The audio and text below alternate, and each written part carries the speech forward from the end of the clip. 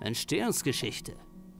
Die erste urkundliche Erwähnung Firnheims stammt aus dem Jahr 777, als Karl der Große dem Kloster Lorsch erlaubte, einen Weg durch die Firnheimer Mark bis zur Weschnitz anzulegen.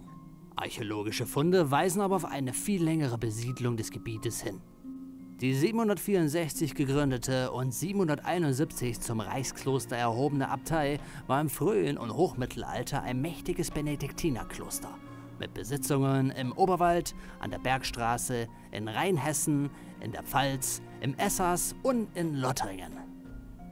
Wie die Einwohnerzahlen von 1939 bis 1950 zeigen, hatte auch Firnheim nach dem Krieg viele Flüchtlinge und Vertriebene aus den ehemaligen deutschen Ostgebieten zu verkraften. 1948 wurden der Gemeinde durch das neu gegründete Land Hessen die Stadtrechte verliehen. Im Jahr 1961 wurde die Gemarktungsgröße von 4.841 Hektar angegeben. Davon waren 2.313 Hektar Wald. Die Einwohnerzahlen betrugen nach dem Zweiten Weltkrieg knapp 17.000 Einwohner, welche sich im Lauf der Zeit bis im Jahr 2090 mehr als verdoppelt hat. Eine Kleinstadt im südlichsten Hessen, angrenzend an Baden-Württemberg.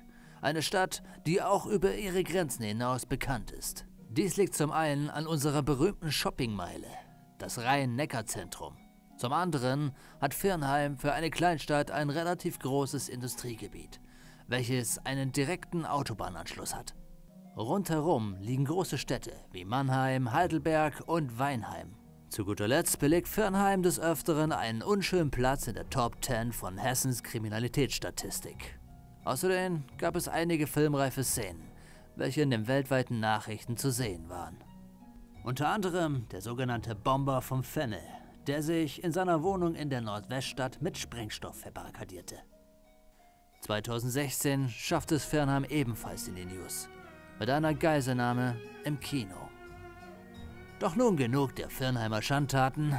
Schließlich ist Firnheim für seine Einwohner oder auch Ureinwohner oder Neugeplackte ein sehr schönes kleines Fleckchen auf dieser Erde. Firnheim wird in verschiedene Gebiete unterteilt. Die Oststadt, welche direkt an der Autobahn grenzt, dort, wo bis vor kurzem die Eissporthalle stand, die in den 80ern und 90er Jahren ihren Höhepunkt hatte. Dort, wo die Eisenbahn der Linie 5, früher OLG, die Menschen rund um den Rhein-Neckar-Kreis transportiert.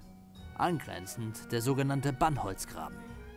Anfang der 90er Jahre entschied sich die Stadt Firnheim, ausgehend von absehbarem Mangel an Entwicklungsflächen für Wohnungsbau und Gewerbe, für eine Stadterweiterung im Gebiet Bannholzgraben.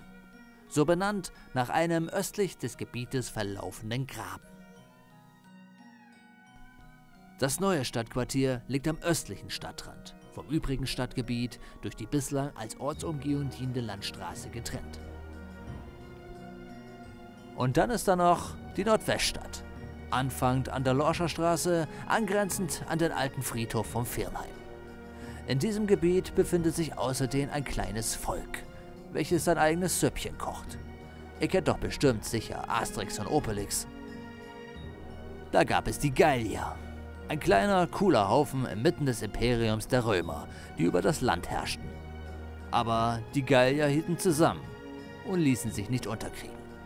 Schließlich hatten sie auch ihren Zaubertrank. Doch was soll nur der Vergleich? In der Nordweststadt nannte man dieses kleine Volk Texaner. Auch sie hatten ihren Zaubertrank, in welcher Form auch immer. Doch warum Texaner? Im Volksmund genannt das Texasviertel.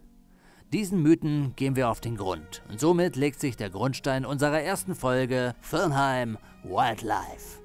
Willkommen in Texas. Oh,